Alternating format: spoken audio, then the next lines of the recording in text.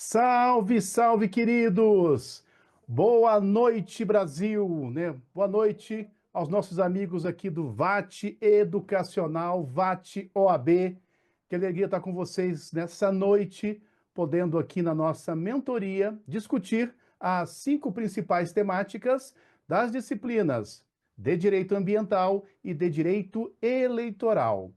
Direito ambiental e direito eleitoral pode trazer para sua prova uma, duas, três, 4 questões que podem ser decisivas para a sua aprovação.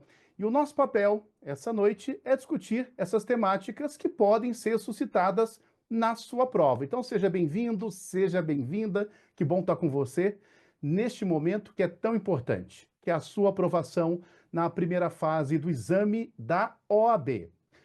Bom, se você tiver alguma dúvida durante essa mentoria, você pode mandar a sua mensagem no YouTube, no chat, ou aqui, o pessoal que está conosco no Zoom também pode mandar a sua mensagem, certinho? Vamos fazer o seguinte? Vamos começar então? Vou pedir para abrir a nossa tela para iniciarmos com a disciplina de Direito Ambiental, matéria que é cobrada aí desde o início do exame de ordem e, como tal, são questões que podem ser decisivas. Vou pedir então para abrir a nossa tela, a nossa equipe, e nós já damos aqui início, né, às nossas discussões. Perfeito, excelente. Pessoal, então vamos dar início então à nossa discussão. Quais são as 5 temáticas mais cobradas na disciplina de Direito Ambiental? Veja, nós temos o licenciamento ambiental, tem caído muito nas últimas provas o licenciamento ambiental.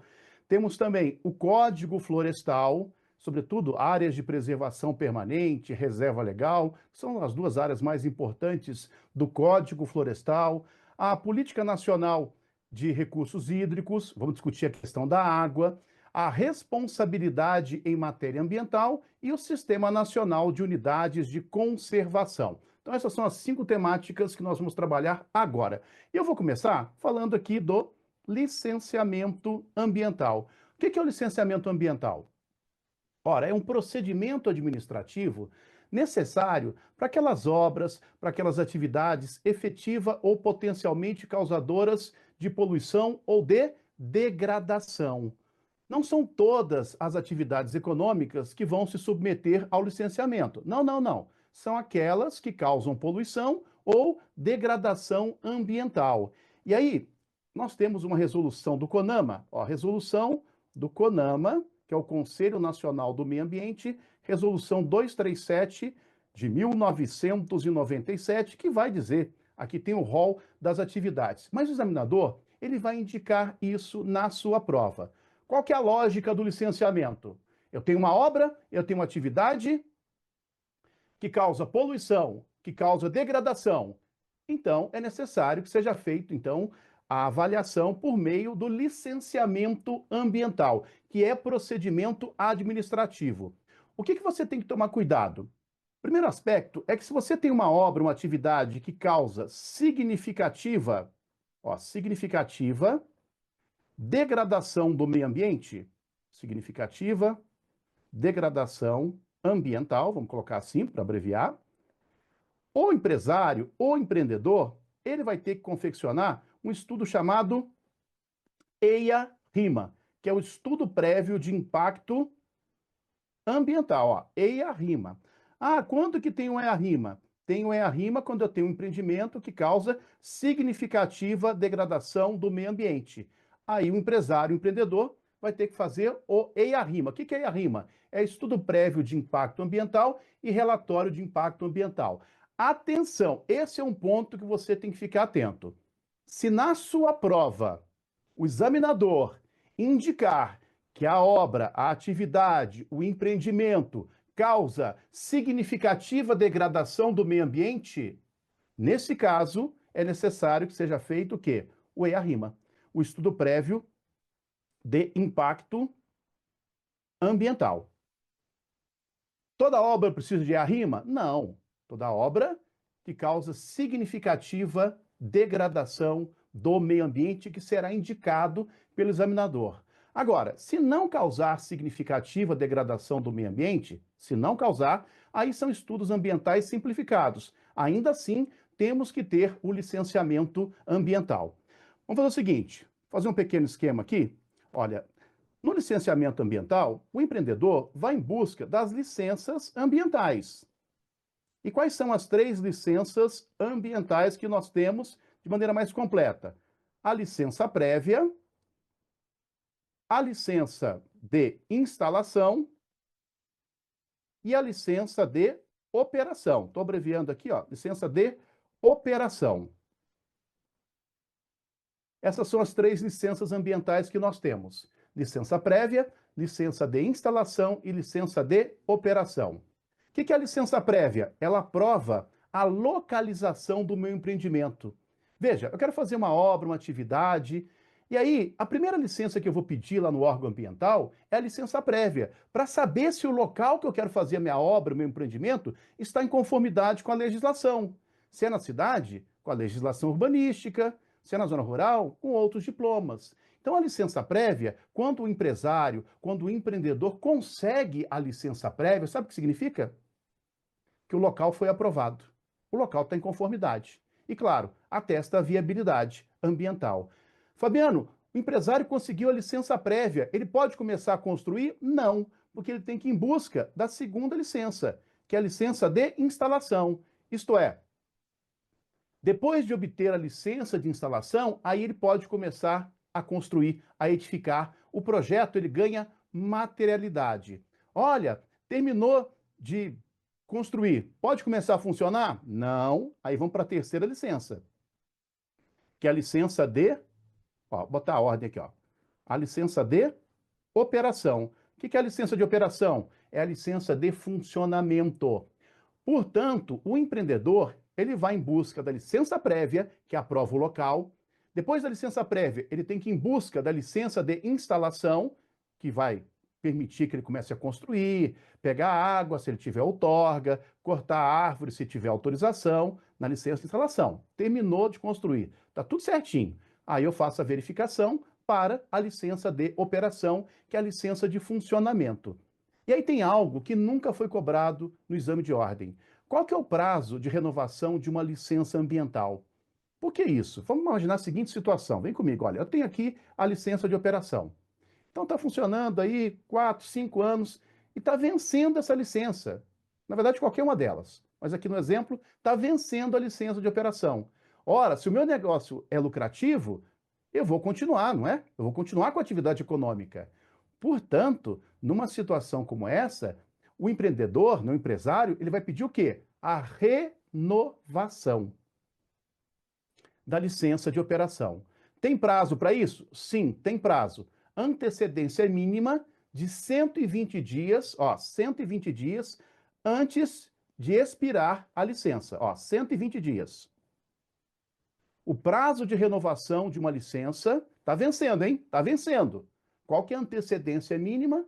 120 dias antes de expirar a licença, ele tem que pedir a renovação. 120 dias antes, tá bom?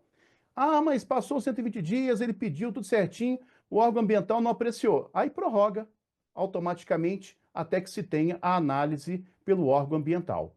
E o licenciamento, já que eu estou pontuando aqui, ele pode ser feito no âmbito federal, estadual, municipal, distrital, desde que o ente federativo tenha órgão ambiental capacitado e conselho de meio ambiente. Atenção, todos os entes podem licenciar. Eu tenho licenciamento pelo município, o licenciamento pelo estado, o licenciamento pela União. Ok, desde que tenha órgão ambiental capacitado e conselho de meio ambiente. Certinho? Então aqui são algumas dicas sobre o licenciamento ambiental, porque eu acho que é importante. Caiu muito. Pode cair novamente? Claro que pode cair novamente, sem dúvida nenhuma. Pode ser cobrado aqui o licenciamento ambiental. Cuidado com esse prazo, hein? 120 dias antes de expirar a licença de operação. A outra área, aliás, a outra temática é sobre o Código Florestal, a Lei 12.651 de 2012. E aí nós temos duas áreas. Quais são elas? Então vem comigo aqui, ó. APP, a Área de Preservação Permanente, e nós temos também a Reserva Legal. Reserva legal. O que é APP? Passa um rio pela sua propriedade, as margens desse rio nós chamamos de APP, Área de Preservação Permanente. APP. A APP passou um rio, tem aí uma nascente na sua propriedade, é a área de preservação permanente. As APPs, elas incidem sobre imóveis urbanos e imóveis rurais. Atenção para isso. Uma área de preservação permanente, uma APP, tem incidência em imóveis urbanos e imóveis rurais. Um rio passa na cidade, quanto passa na zona rural. Uma nascente tem área urbana e área rural. Só para exemplificar. Um lago e lagoa natural, mesma coisa. A APP tem que deixar uma coisa bem clara, né? O que vai acontecer aqui? Ó? Você vai ter que manter a vegetação, que a gente chama de mata ciliar. Ó. Você vai ter que manter aqui. Quem é que tem que manter a vegetação de uma área de preservação permanente? Todo mundo. A pessoa física, a pessoa jurídica, e se é a pessoa jurídica, tanto de direito público quanto de direito privado. Não importa. Todos devem manter a vegetação de uma área de preservação permanente. Aí tem uma nascente aqui, ó.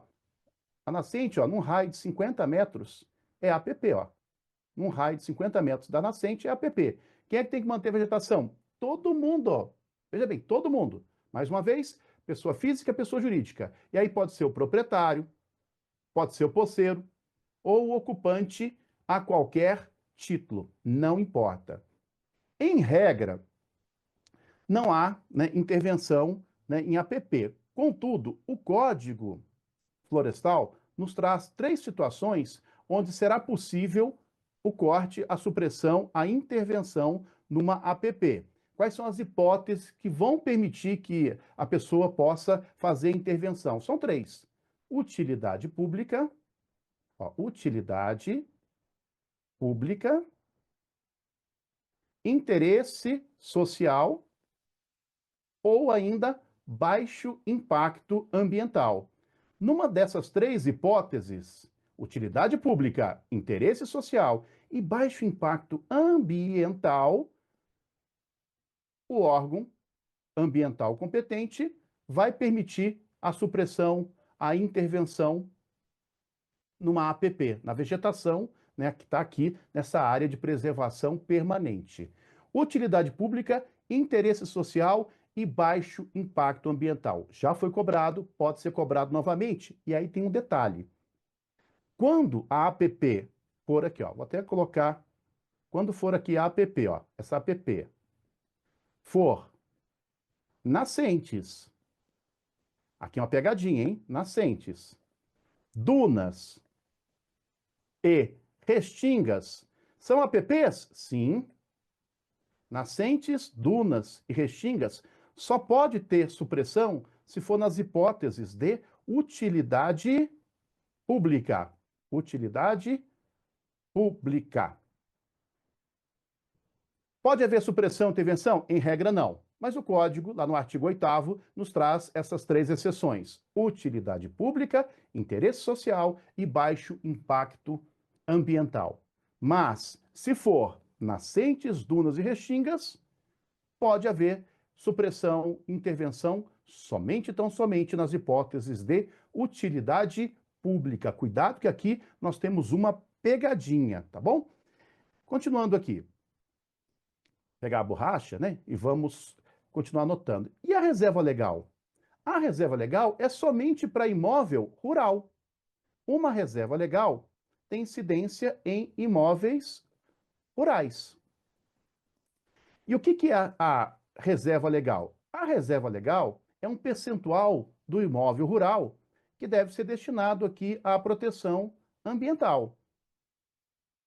E aí, vamos fazer um pequeno desenho para que possamos aqui referenciar a reserva legal. Então, assim, ó, tá aqui um imóvel, tá bom? Tá aqui um imóvel rural, um percentual dele é reserva legal.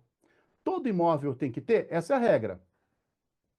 Todo imóvel tem que ter reserva legal, é um percentual, que vai variar de acordo com as regiões do país. A única região que a gente tem percentual diferente é na região aqui amazônica, tá bom? Né? Na Amazônia Legal. Porque em boa parte do Brasil, em boa parte, é 20%. Agora, quando é na Amazônia Legal, se eu tenho aqui, ó, lá na Amazônia, tá bom? Ó, na Amazônia Legal. Na Amazônia Legal, se eu tenho um imóvel rural, hein? Rural, que tem florestas, que tem florestas, 80% da minha propriedade deve ser reserva legal. 80%. E se for cerrado? Se for cerrado, 35%. E se for Campos Gerais? Campos Gerais. Então, neste caso de Campos Gerais, 20%. E aí vem uma pergunta, Fabiano, mas como? 20% do meu imóvel, 35%, 80%? Como é que fica isso? Quer dizer, então, que eu vou perder? Não. E aí vem algo que nunca foi cobrado também, que é o seguinte: a reserva legal, ela pode ser explorada economicamente.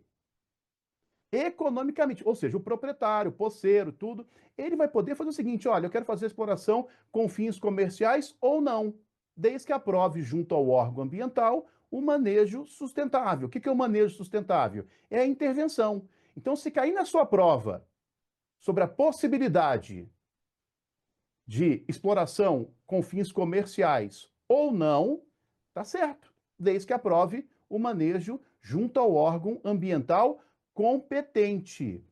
Vamos diferenciar aqui APP, área urbana e área rural. Reserva legal, somente imóvel rural.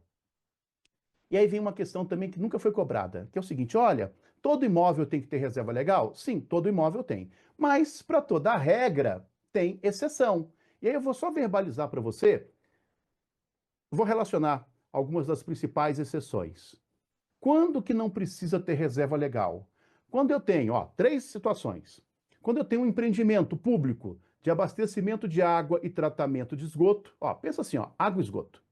Ou ainda, aproveitamento de potencial hidráulico, energia elétrica, estação, subestação de energia elétrica, aquelas torres de transmissão de energia elétrica.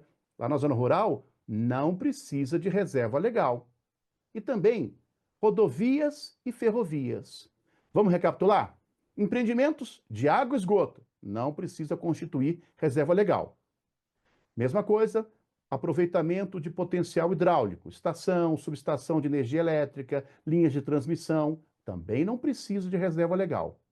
E, por fim, tanto uma nova ou uma ampliação de uma rodovia e de uma ferrovia não precisa de reserva legal. Lembrando que a reserva legal pode ser explorada economicamente, tá bom? Pode ser explorada economicamente. Vamos avançar? Opa, acabei passando aqui para outra matéria. Agora, Política Nacional de Recursos Hídricos, ó. Água. Vamos falar um pouquinho agora sobre recursos hídricos. Um outro tema que começa a aparecer com muita força é esse, é sobre a política nacional, e nos últimos exames o examinador veio e tocou nessa lei, a Lei 9.433 de 1997. Bom, quando eu falo em água, nós temos aí alguns fundamentos. A água é um bem de domínio público, não tem água privada. Ô Fabiano, mas eu tenho aqui um poço artesiano. Tá? É simples direito de uso. Veja, a água é um bem de domínio público, dotado de valor econômico. O que que isso significa? Que eu posso cobrar pelo uso da água. É um recurso natural finito. Alguma dúvida disso? Dotado de valor econômico. Eu posso cobrar na água em insumo de processo produtivo, indústria, agricultura, etc. O que mais?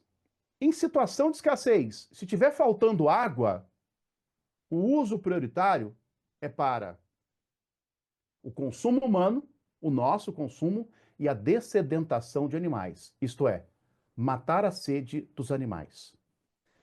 Tudo que envolve a Política Nacional de Recursos Hídricos, a unidade territorial é a bacia hidrográfica. Guarde isso, bacia hidrográfica. Por que eu estou comentando isso? Nós temos rios federais e temos rios estaduais. O que é um rio federal? O rio federal é aquele que pega dois ou mais estados. Exemplo, Rio São Francisco, Rio Paraná. São rios que pegam, né, dois ou mais estados. Rio Doce, que aconteceu aquela tragédia lá em Minas Gerais. O Rio Doce é um rio federal, ou ainda em área de fronteira. O rio estadual é aquele que está nos domínios do estado, está dentro de um estado, está dentro do estado do Amazonas, dentro do estado de Tocantins, dentro do estado do Pará. Esse é um rio estadual. Mas toda a lógica da política nacional está vinculada ao quê? À bacia hidrográfica.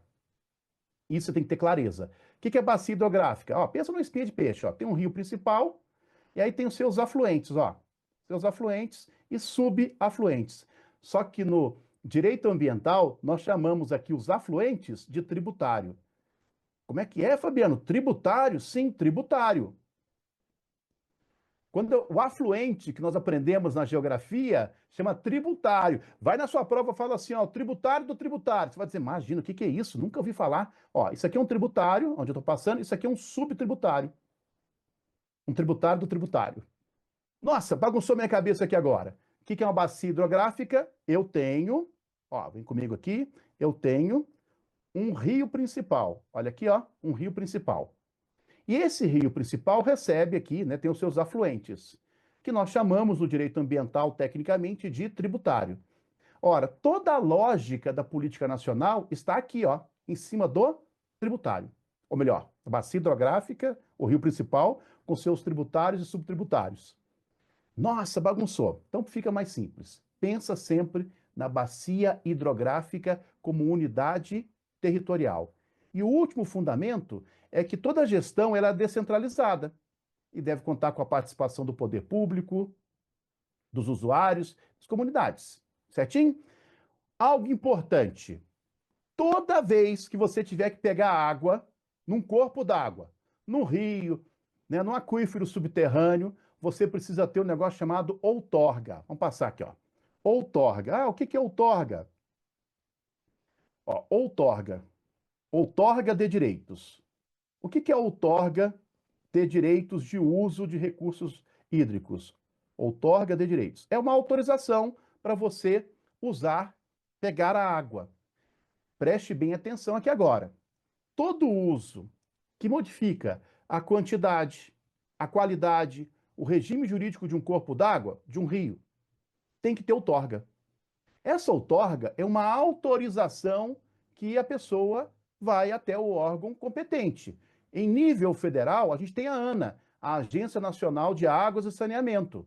Se é um rio federal, você vai pegar a outorga lá na ANA. E se é um rio estadual, de acordo com o estado. Mas como a nossa prova é nacional, há uma prova Brasil, então eu falo da ANA, a Agência Nacional de Águas, que é uma agência reguladora. Bom, o que é outorga? Ô Fabiano, eu tenho aqui, eu planto batata, planto milho, planto soja, preciso pegar água no rio, né, para fazer irrigação. Vai ter que ter outorga.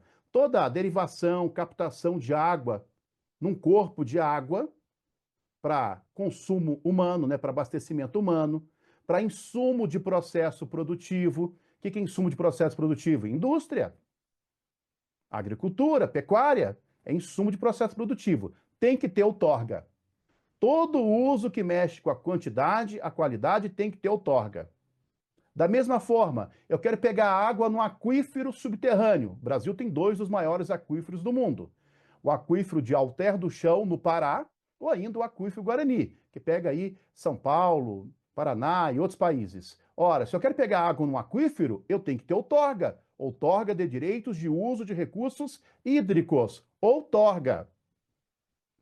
Da mesma forma, eu quero lançar aí resíduos líquidos ou gasosos, né, no rio. Se você tiver outorga, você pode lançar esses resíduos líquidos ou gasosos. Veja, esgoto mesmo assim, essa coisa assim, esse é crime, né, no caso é poluição. Crime de poluição que está lá na lei 9.605 de 1998, no artigo 54, que é poluição. Mas, se você tiver outorga, aí não é. Aí não vai se enquadrar na tipificação penal. Veja, eu quero lançar água no rio aqui. Se você tiver outorga, Aí tudo bem, você pode lançar o resíduo líquido ou gasoso, tratado ou não, num corpo d'água. Se você tiver outorga, tudo certinho. Se não tiver, você tem um problemão. Você tem um problemão. Tudo bem? E também aproveitamento de potencial hidráulico, né? Quer fazer uma hidrelétrica e tal. Isso tem que ter outorga. Aí vem algo que nunca foi cobrado no exame de ordem. Todo uso precisa de outorga? Não. Tem usos que não precisam de outorga, não vai precisar ir lá no órgão competente. Exemplo: pequenos núcleos populacionais na zona rural.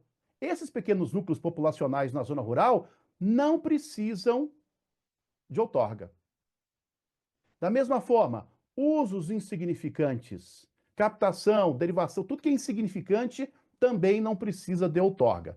Para respeitar o tempo aqui, vou ter que ser um pouquinho mais dinâmico. E olha, a outorga é simples direito de uso, porque as águas são inalienáveis, tá bom? Inalienáveis. Vamos voltar aqui. Vamos para uma outra temática aqui. A responsabilidade em matéria ambiental. Quando eu falo na responsabilidade em matéria ambiental, essa responsabilidade, ela é tríplice. Ela é, veja, a responsabilidade ela é civil, ela é penal e ela é administrativa. Há uma tríplice responsabilidade em matéria ambiental: civil, penal e administrativa. Bom, a responsabilidade civil, ela é objetiva. Atenção, hein? Ela é objetiva. O que isso significa? Ora, aquelas condutas consideradas lesivas ao meio ambiente vão sujeitar os infratores. Quem são os infratores? Pessoas físicas, pessoas jurídicas, a sanções penais, olha aqui, ó, administrativas, independentemente da obrigação de reparar os danos, que é a responsabilidade civil. Reparar os danos aqui no Brasil, a responsabilidade é objetiva, fundada aí na teoria do risco integral, não tem excludentes. Cuidado para não confundir a responsabilidade objetiva, que é a responsabilidade civil, para não confundir com a responsabilidade penal e com a responsabilidade administrativa, porque essas duas são subjetivas. O que é a responsabilidade objetiva? Ora, eu tenho a conduta e eu tenho o resultado. Preciso só estabelecer o nexo de causalidade. Não vou discutir culpa, não vou discutir dolo na responsabilidade civil objetiva. Lá na penal e lá na administrativa, aí realmente tem que ter, evidentemente, a culpa, né? A culpabilidade. Mas cuidado. Vou dar uma dica aqui de outra coisa que nunca foi cobrado no exame de ordem. Quem é o poluidor no Brasil? No Brasil, você vai dizer, Fabiano, mas essa é fácil. O poluidor é a pessoa física ou jurídica, de direito público ou de direito privado. Perfeito. Tá certo. Só que nós temos o poluidor direto e o poluidor indireto. Poluidor direto e poluidor indireto. Atenção, isso nunca foi cobrado no exame de ordem. Poluidor direto é aquele que efetivamente causou o dano ao meio ambiente. Eu causei o dano, então eu sou poluidor direto. E o poluidor indireto é aquele que, de alguma forma, contribuiu para o dano ambiental. Fabiano, não entendi. Então tá bom. Vamos para um exemplo. Eu quero construir uma fábrica, eu, Fabiano, mas eu não detenho dos recursos financeiros suficientes, eu não tenho dinheiro suficiente. Aí eu vou até um banco, a uma instituição financeira, e peço um financiamento de 2, 3 milhões de reais. Beleza, consegui o financiamento. Estou fazendo lá a minha fábrica e eis que ocorre um dano ambiental decorrente da minha atividade.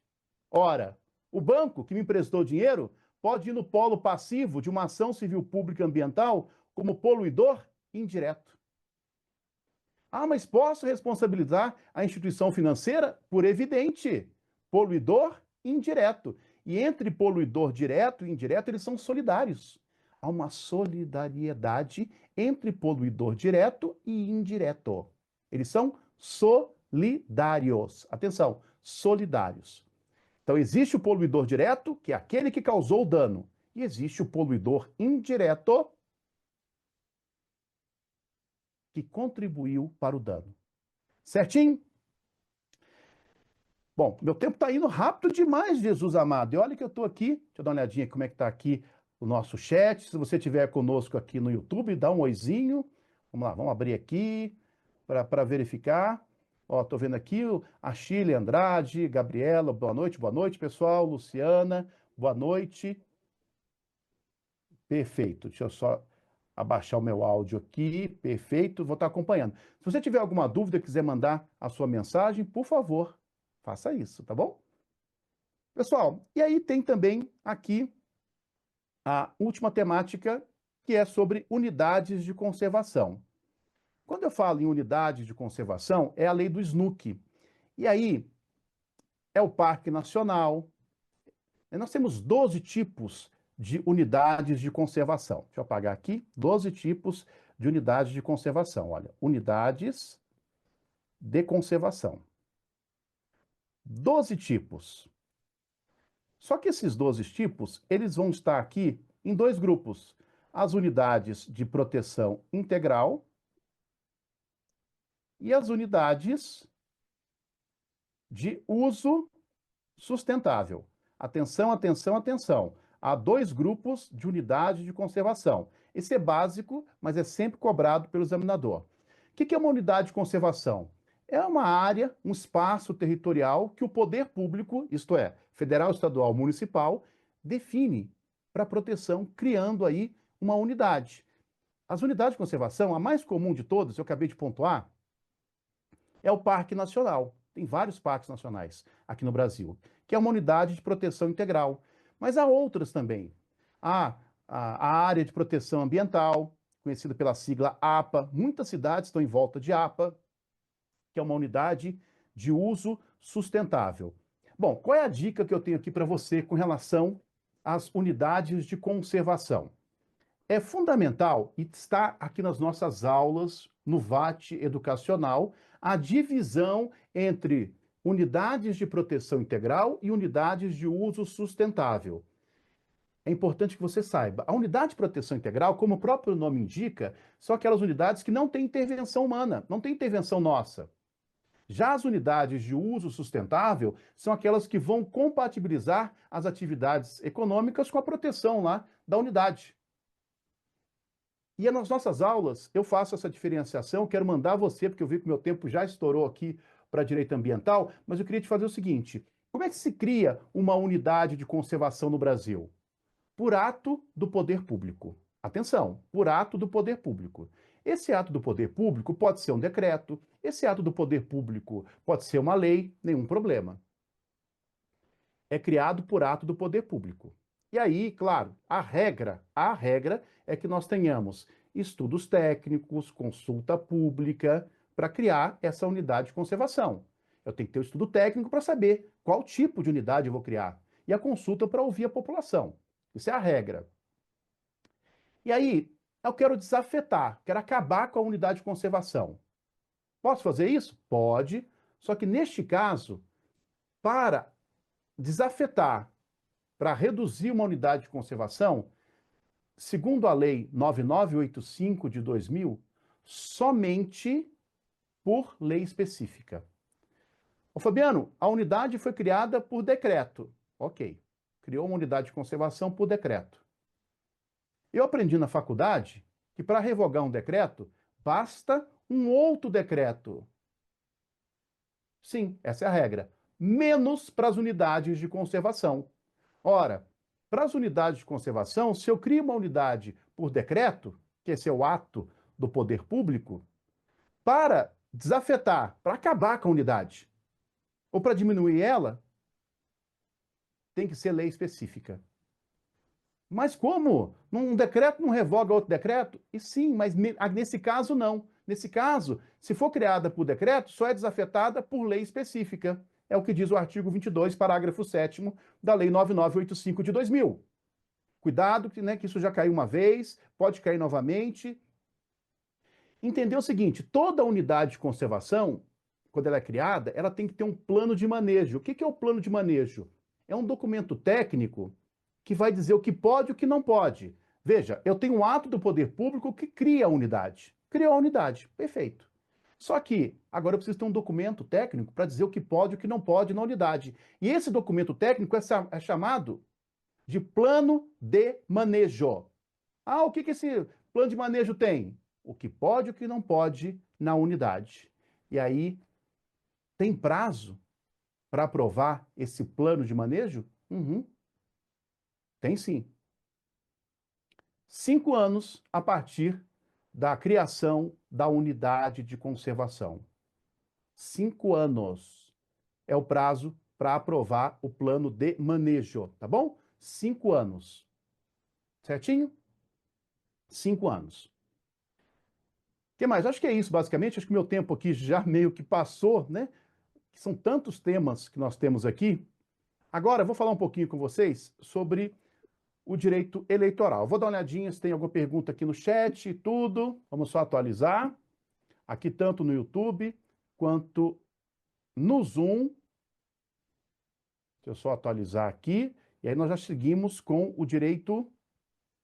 Aqui está ambiental, mas aqui é eleitoral, ó. Eleitoral. Direito eleitoral. Bom, quando eu falo aqui em direito eleitoral, temos 5 temas principais do direito eleitoral? Não, não temos. Mas como? Não temos, porque é muito recente a inserção da disciplina de direito eleitoral na prova da OAB. É muito recente.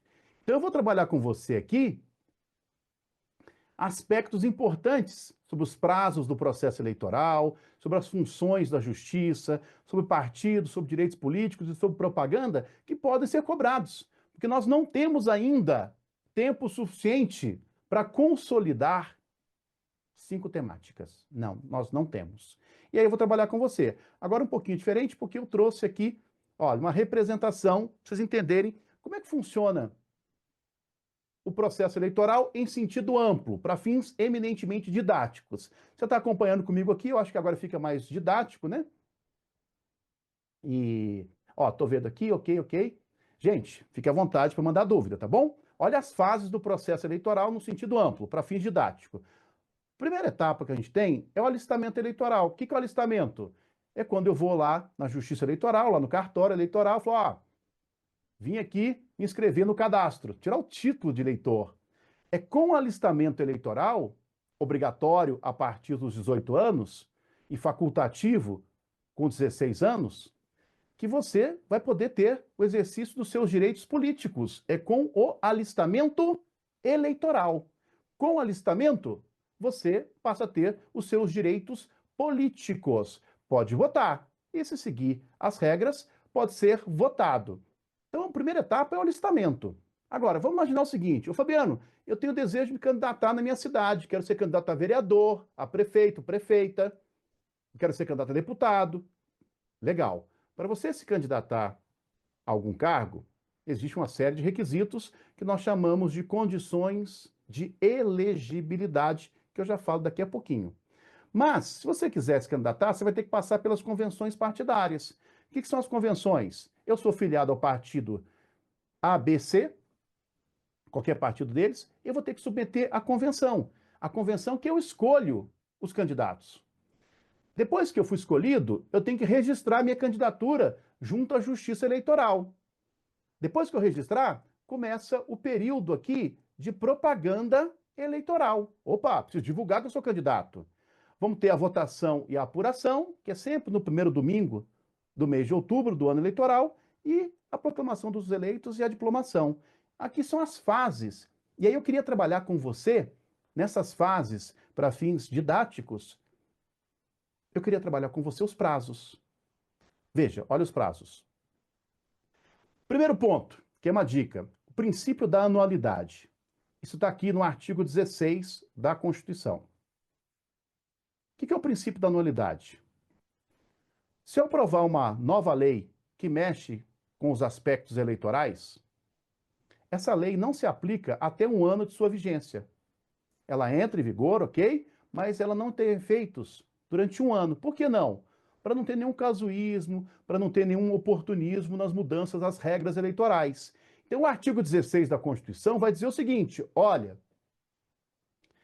Se você quiser mudar a lei eleitoral, você pode, só que ela não se aplica até um ano da publicação dessa lei. Por quê? Para garantir segurança jurídica. Então, esse é o princípio da anualidade. Eu diria para você colocar um asterisco e ler o artigo 16, porque ele até agora não foi cobrado e ele é muito recorrente em provas de direito eleitoral. Então, veja, de fato, tem autores que falam que as eleições começam aqui, sabe? Um ano antes das eleições, seguindo aqui o princípio da anualidade. Mas, como eu disse, você pode querer se candidatar. Você está filiado a um partido político, e aí, quando é que vão acontecer as convenções partidárias em regra? Entre os dias 20 de julho a 5 de agosto do ano eleitoral. Esse é o momento para acontecer as convenções partidárias. 20 de julho a 5 de agosto.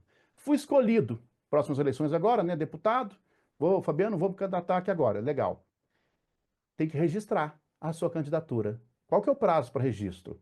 Até às 19 horas do dia 15 de agosto do ano eleitoral. Esse é o prazo para os candidatos estarem registrados na Justiça Eleitoral. E aí, quando é que começa a propaganda? A propaganda começa no dia seguinte. Fala aqui, ó, após 15 de agosto do ano eleitoral. Ora, após 15 de agosto é dia 16. Aí começa a propaganda eleitoral. Tudo bem? Olha os prazos. Nada disso já foi, né, nada disso foi cobrado ainda no exame de ordem. Bom, deixa eu só voltar um pouquinho aqui, fazer um apontamento. Esses prazos você tem que ter ciência desses prazos. Por quê?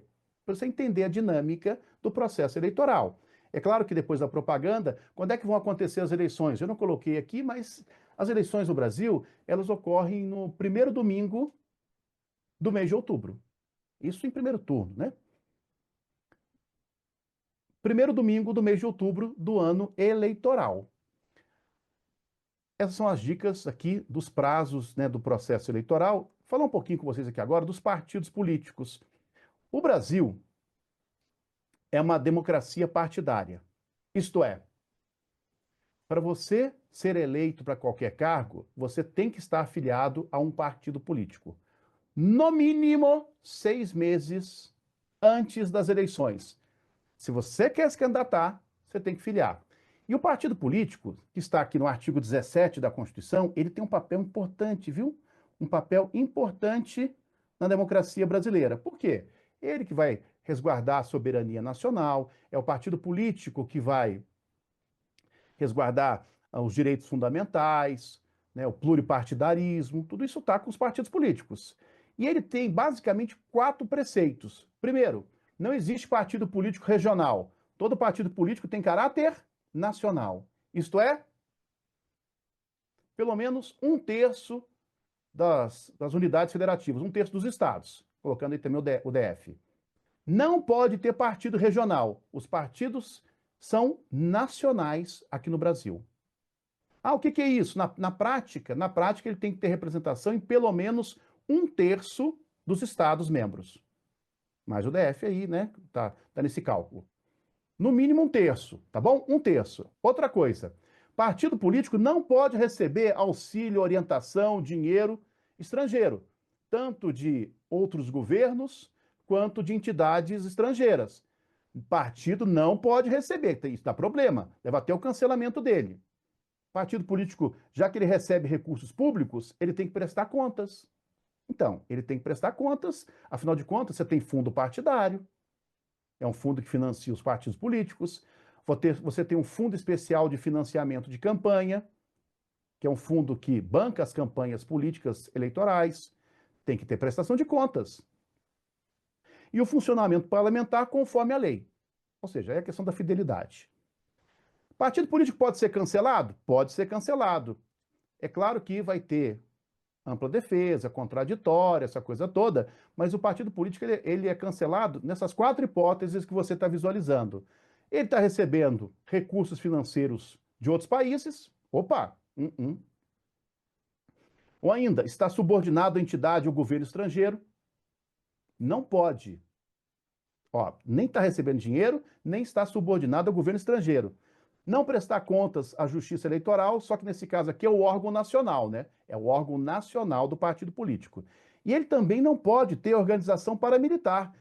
Puxa vida, você não pode ter um partido político armado, né? Usando uniforme, armas, instrução paramilitar. Nada disso é admitido. Aqui são hipóteses de cancelamento do partido político.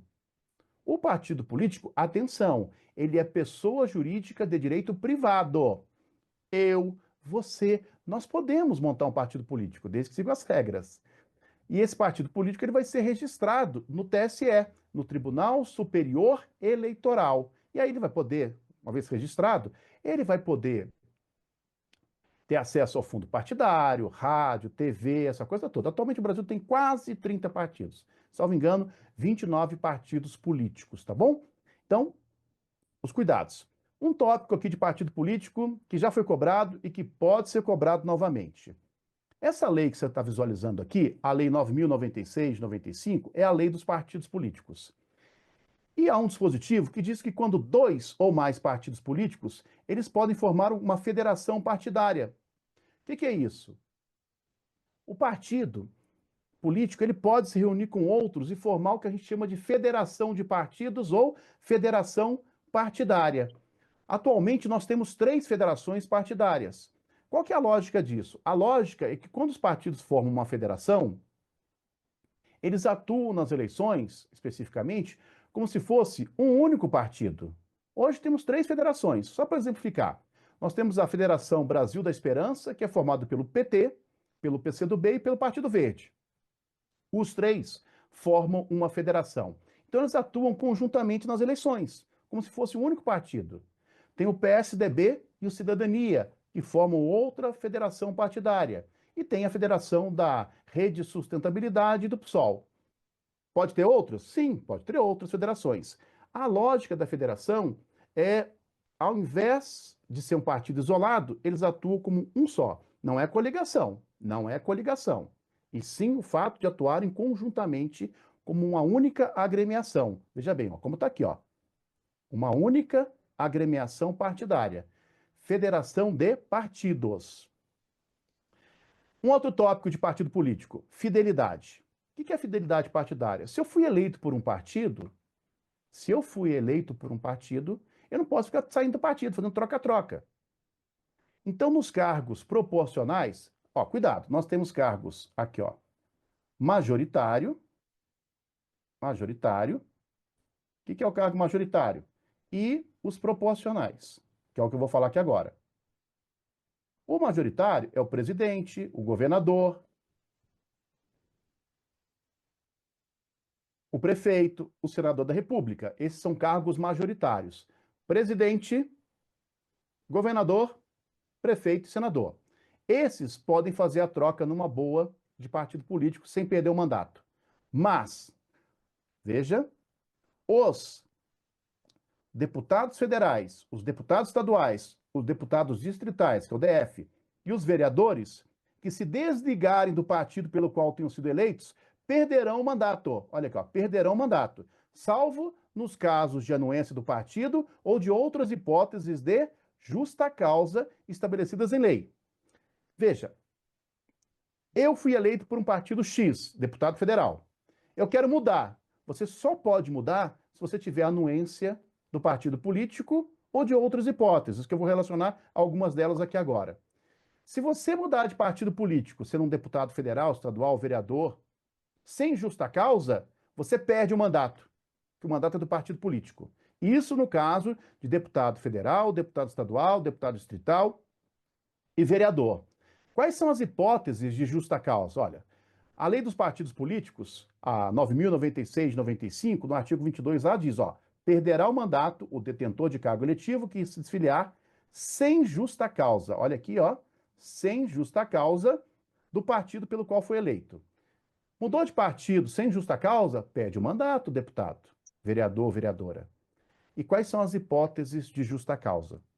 Consideram-se, ó, justa causa para a desfiliação partidária somente as seguintes hipóteses. Nessas daqui, ele pode sair, sem perder o mandato. Primeiro, mudança substancial ou desvio reiterado do programa partidário. Ou seja, o partido era um partido que tinha uma linha ideológica, resolveu mudar. Opa, mas eu fui eleito nessa lógica. Então, o que acontece? Uma mudança substancial ou desvio do programa partidário, aí eu posso sair numa boa. Ou então estou sendo perseguido, grave discriminação política pessoal. Aí eu posso sair também, porque é uma hipótese de justa causa. Ou ainda, mudança de partido efetuado durante o período de 30 dias, 30 dias, que antecede o prazo de filiação exigido para concorrer à eleição majoritária proporcional ao termo do mandato vigente. O que acontece? Para você se candidatar, você tem que ter filiação partidária. Já falei isso com você. Pelo menos 6 meses antes das eleições. Só que 30 dias antes desses 6 meses, há uma janela que abre, uma janela de 30 dias. E durante essa janela, os detentores podem trocar de partido sem perder o mandato. Seria, rapidamente aqui, olha aqui, ó. Aqui tem o prazo 6 meses, tá bom? E aí tem uma janela aqui de 30 dias. Nessa janela de 30 dias, pode haver a troca de partido sem perder o mandato. Certinho? Aqui a questão da fidelidade partidária. Ah, só uma questão aqui que eu não tinha colocado o slide, né, no início, mas eu queria só deixar bem claro, ó. Sistemas nossos, majoritário e proporcional. E aí eu vou passar aqui direto, olha. O nosso sistema, quando eu elejo presidente, governador, prefeito e senador, é pelo sistema majoritário. Quando eu faço a eleição de deputado federal, estadual, distrital, sistema proporcional. E ó, só uma representação. Eu tenho o majoritário simples, isto é, o que é o simples? Quem teve mais voto levou. No caso de prefeitos e senadores da República, mas existe um sistema majoritário que é absoluto, que eu tenho que ter 50% mais um no primeiro turno. Se eu não tiver 50% mais um, o que acontece? Eu vou ter um segundo turno. Isso acontece nas eleições para presidente, nas eleições para governador e prefeitos de cidades com mais de 200 mil eleitores. Cidades com mais de 200 mil eleitores, eu tenho que ter no primeiro turno 50% mais um. Se não ocorrer isso, os dois mais votados vão para um segundo turno. Tá bom? Rapidinho aqui. Agora falando sobre direitos políticos, já mudando um pouquinho.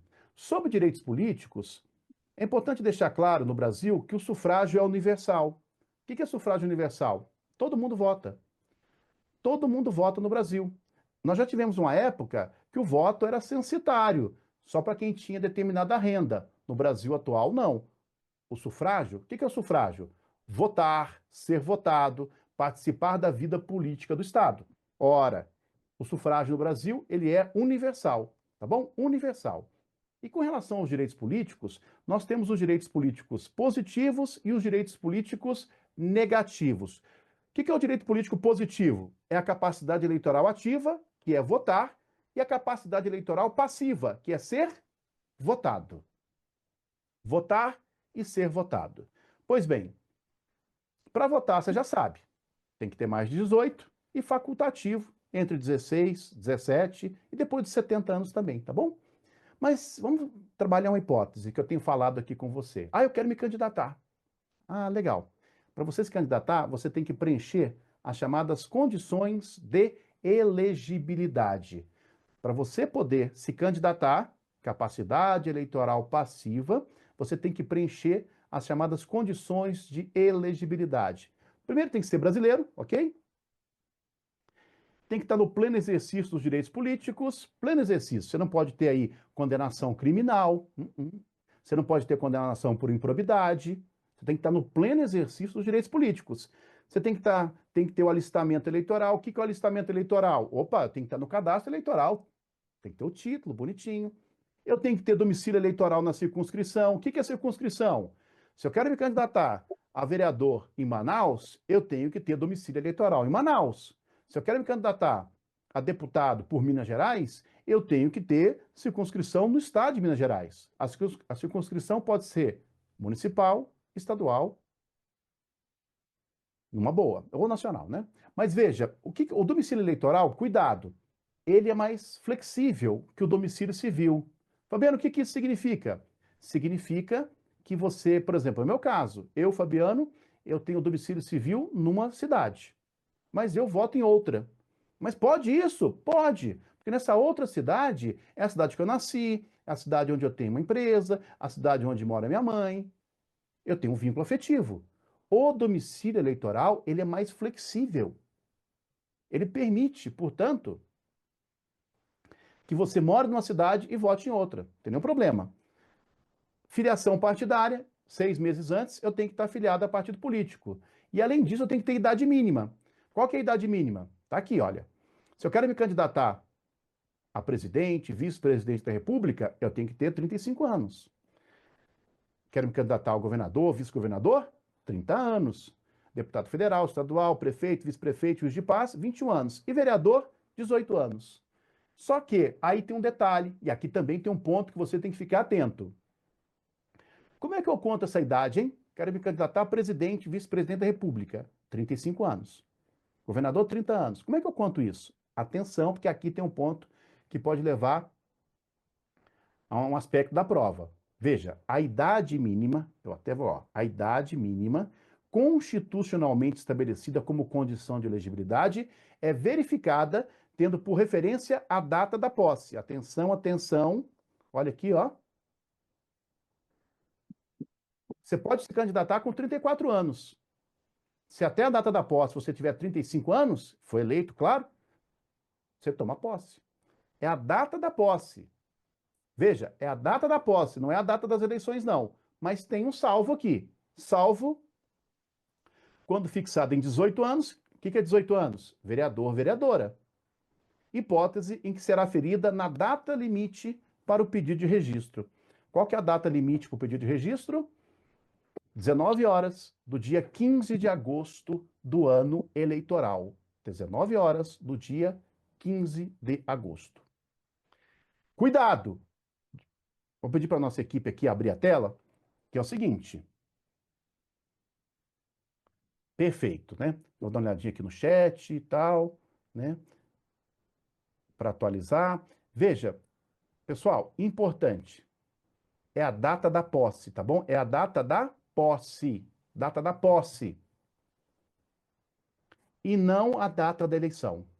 O único caso que a data é diferente é no caso do candidato a vereador, a vereadora. Neste caso, não é nem a posse, nem o dia da eleição, é até antes. É a data do registro, a data final. A data final é 19 horas do dia 15 de agosto. Cuidado, pegadinha. Vamos voltar aqui agora? E os direitos políticos negativos? Jogo rápido aqui, né? Eu posso ter as hipóteses que eu vou perder, eu vou ter a suspensão dos direitos políticos ou a questão da inelegibilidade. Vamos diferenciar aqui os dois? A perda e suspensão dos direitos políticos e a questão da inelegibilidade. O que é inelegibilidade? É quando eu não posso me candidatar. Ô Fabiano, por que você colocou em latim? Coloquei em latim porque vai que o examinador resolve colocar isso. A inelegibilidade é quando você continua votando. Você continua votando, mas você está inelegível. Ou seja, o ius honorum, isto é, a capacidade de ser eleito, a capacidade eleitoral passiva é afetada. Então você não pode se candidatar. É diferente, por exemplo, aqui, da suspensão dos direitos políticos. A suspensão dos direitos políticos, você não vota e você não é votado. Olha a diferença. Quando eu tenho a suspensão dos direitos políticos, eu não voto e não sou votado. Ah, mas quando é que acontece isso? Quem responde é o artigo 15. E aí eu vou ser aqui, ó, direto aqui. É vedada a cassação de direitos políticos. Não tem cassação. Mas pode haver a perda e pode haver a suspensão que se dará nos casos. Como o nosso tempo já está no limite, eu vou ser bem dinâmico aqui. O cancelamento da naturalização por sentença transitada em julgado, o sujeito deixa de ser brasileiro, ele perde a nacionalidade. E se ele perde a nacionalidade, ele perde também os direitos políticos. O artigo 15, inciso 1, é perda dos direitos políticos. Mas, quando é que seria a suspensão? Vou dar só um exemplo aqui, ó. Ou dois, olha. Condenação criminal transitada em julgado enquanto durar os seus efeitos. Quem teve condenação criminal, tem a suspensão dos seus direitos políticos enquanto durar os efeitos da sentença. Claro, sentença penal condenatória transitada em julgado. Veja, se você está condenado criminalmente, você não vota e não é votado. Ou ainda, foi condenado por improbidade administrativa, que também leva à suspensão dos direitos políticos. Tá bom? Direitos políticos. Já sei que estourou meu tempo, mas eu vou pedir licença para você para a gente ficar um pouquinho mais, só para fazer mais um apontamento aqui. Olha, vou dar uma olhadinha no chat, como é que está aqui. E a questão da inelegibilidade? Nós temos aquelas inelegibilidades absolutas, aqueles que não podem se candidatar de forma nenhuma. São os inalistáveis, opa, e aqui, ó, e os estrangeiros. Aqui saiu repetido, né? Os inalistáveis e os... Né? Quem são os inalistáveis? Ó, já me disseram aqui para ficar tranquilo, né? Ah, ok, perfeito. O pessoal disse aqui que eu posso, né, ficar um pouquinho mais. Excelente. Joga a tela para mim aqui. Quem não pode ser votado? O estrangeiro. E também os conscritos. Quem são os conscritos? Aqueles que estão, né, estão aqui prestando o serviço militar. Pode abrir aqui agora, olha. Olha os inelegíveis aqui de maneira absoluta. Pode abrir a tela aqui, equipe? Perfeito, olha. Os estrangeiros e os conscritos. Conscritos são aqueles que estão prestando o serviço militar. E tem também aqui, né, os analfabetos, tá bom, gente? Os analfabetos. Agora, e tem também as chamadas inelegibilidades relativas. E aí tem várias hipóteses, eu vou pegar uma ou outra aqui para a gente tentar fechar.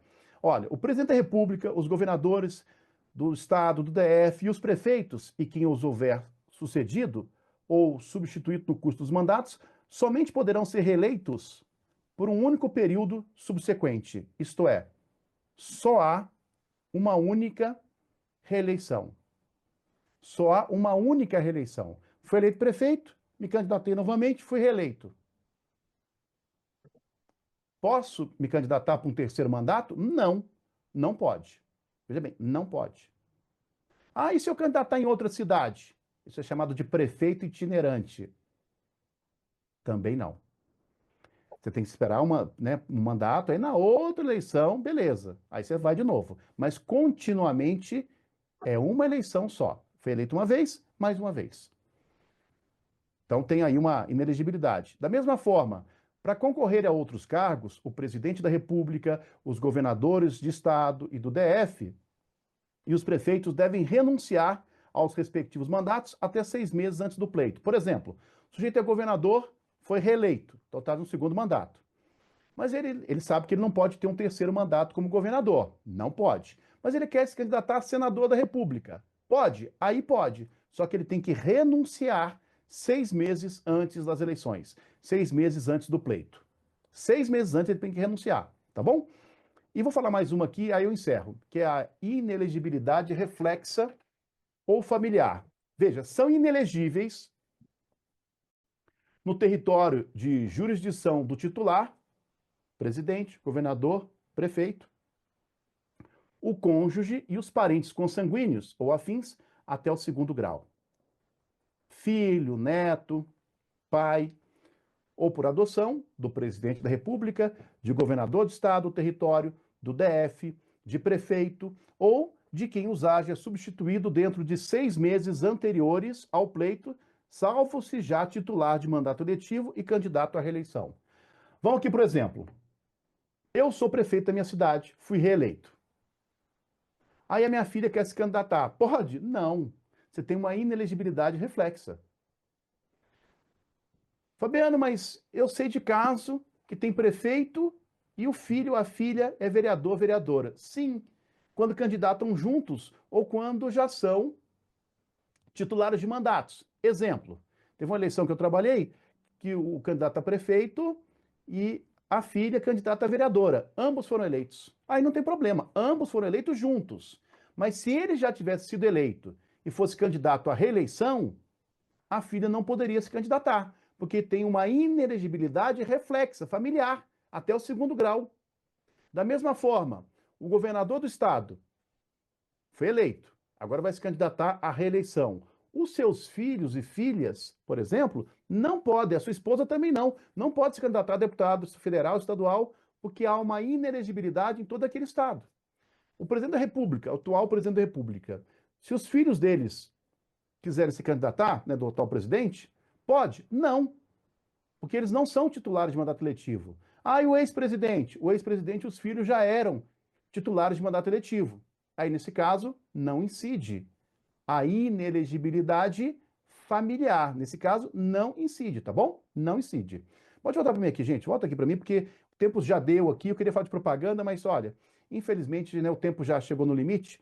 Mas veja, essa questão da inelegibilidade familiar, a chance de ser cobrado na prova é muito grande. Então, eu diria para você colocar um asterisco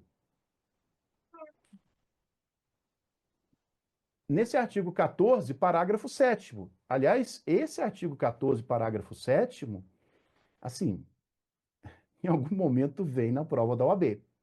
Se for na sua, eu espero que você esteja preparado, preparada. Eu acho que é isso, pessoal, né? Tinha aqui um tópico aqui, mas é um tópico muito mais longo, e aí pela dinâmica do tempo, mas só deixar uma coisa aqui. Vamos abrir só um tópicozinho aqui, diretor?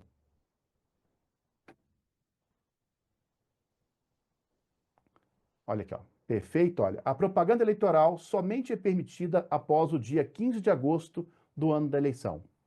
Quando é que começa a propaganda? 15 de agosto do ano da eleição. A questão da propaganda pode ser cobrada na sua prova? Pode. Gente, não pode, olha. Volta para mim aqui. Vamos abrir aqui. Eu vou só colocar um tópico, dois tópicos aqui, para ficar um pouquinho mais completo essa nossa passagem. Pode abrir a tela aqui, pedir para a nossa equipe, pedir para as meninas aqui da nossa equipe, né? Pode abrir a tela. Joga só em mim aqui. Perfeito, meninas. Né? Obrigado aqui. Ótimo. Agora pode jogar aqui de novo, só para eu deixar o slide bonitinho para o pessoal aqui que está comigo. Agora vamos lá. Obrigado, meninas. Olha o artigo 37. Nos bens cujo uso dependa de cessão ou permissão do poder público ou que a eles pertençam, e nos bens de uso comum, veja bem, como poste de iluminação pública, sinalização de tráfego, viadutos, passarelas, pontes, paradas de ônibus e outros equipamentos urbanos, é vedado, é proibido a vinculação de propaganda de qualquer natureza, inclusive pichação, inscrição a tinta, exposição de placas, estandartes, faixas, cavaletes, bonecos e assemelhados. Agora, o que é um bem de uso comum para fins eleitorais? Olha, não pode ter propaganda, veja bem, em cinema, além do bem de uso comum do povo, bem de uso especial, em cinema, clubes, lojas, centros comerciais, templos, ginásios, estádios, ainda que de propriedade privada. Não pode ter propaganda. Gente, em estádio de futebol, em shopping center, em igreja, não pode haver propaganda. Certinho? Não pode haver. Eu acho que é isso. Então, pessoal, eu queria agradecer a vocês que estiveram conosco nessa noite. Estou dando uma olhadinha aqui, atualizando. Show. Obrigado, pessoal. Então, eu queria desejar a você, nos próximos dias, nós vamos ter aqui o exame de ordem, que você tenha uma prova abençoada, que o Espírito Santo te ilumine e que seja aí uma prova maravilhosa. E qualquer dúvida, é só mandar uma mensagem aqui no nosso Instagram e receba aí o meu agradecimento e o meu abraço e, sobretudo, que você tenha uma prova abençoada. Muito, muito obrigado, pessoal. Tchau, tchau.